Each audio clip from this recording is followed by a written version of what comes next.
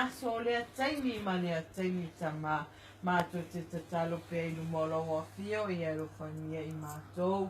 Se taimi fo i o se i tū la, o se taimi o se aso le atua mātou tama, mātou tu ua fo i nei atu nuu tama. Ia e vi ia e pea oe, ia e pui pui pe i o mātou tangata, fo ai pere ma fo faule le i o mātou tangata, wātang whaina pe o se o mātou ainga. Ia e lofa ngia lisa le atua mātou tama, fo ai le susta ia te ia, fo ai le malama lama ia te ia, walo na ia ola tuputupu wa ai to tono le neila lo langi le so na o hata ma.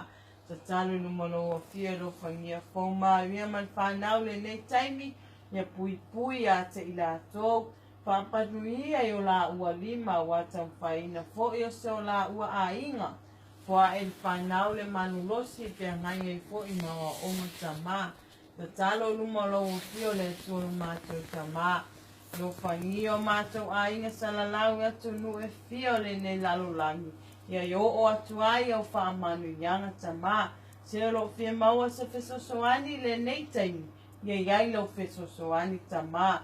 Tono whale pui pui a fōa i ma whauwhaunga le lei a te lātou. Tono whale mai e ilo whaamalo longa tama. Talo lumolo wa fio ia e whaamanuia ia te mātou le nei pō. Ia te tere whiri ma le ti apolo talam lama ia te mātou.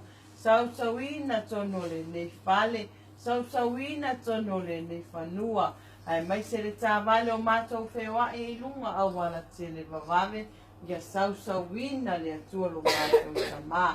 Ia loka lea fōi, toa ngane ia pita whenai fōi o ia mangaluenga mamafa. Ia whaamamaina ia te ia tamā fōi malosi, fōi lau whaamalolonga ia te ia tamā e vi ia oe. Ia tūra mātou tamā, ia mua oi mui oi le nei pō se teime i luma mātou ta oto ma mātou momoe. Ia i lunga ia tei mātou o angeru tausi. E vi ia i oi tamā, ia i uman ia le nei pō no oi e sukerisa lo mātou wale.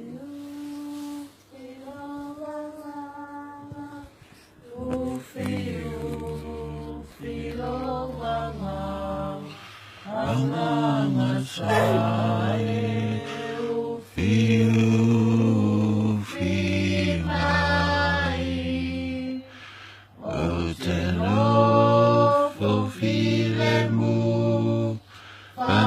patasi mai Yesu, anga masai, ufi mai.